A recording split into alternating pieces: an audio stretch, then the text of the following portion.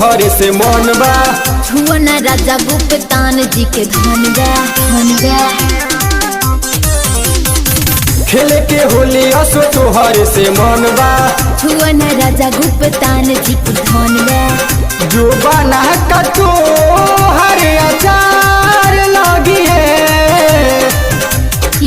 सो होली में हमार गुप्ता जी समान रंगी है। सो होली में हमार गुप्ता जी समान रंगी है।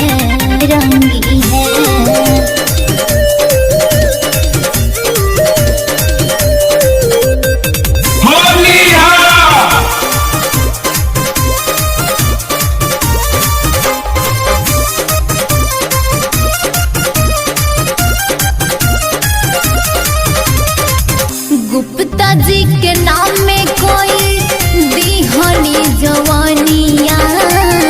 फूला कटोरा अपन रंग दे धनिया।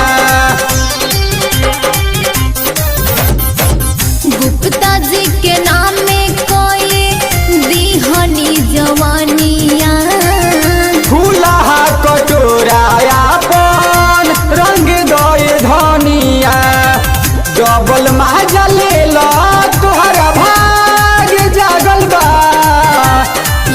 सो होली में हमार गुप्ता जी समान रंगी है। सो होली में हमार गुप्ता जी समान रंगी है।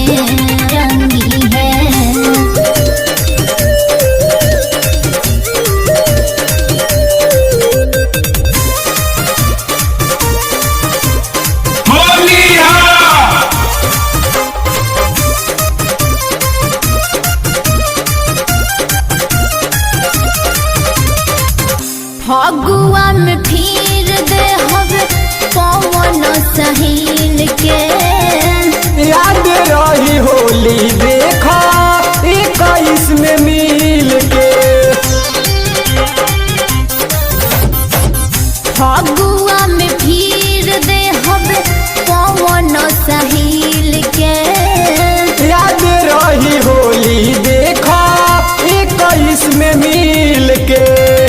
सोनू जी देश ना उधार मांगी है।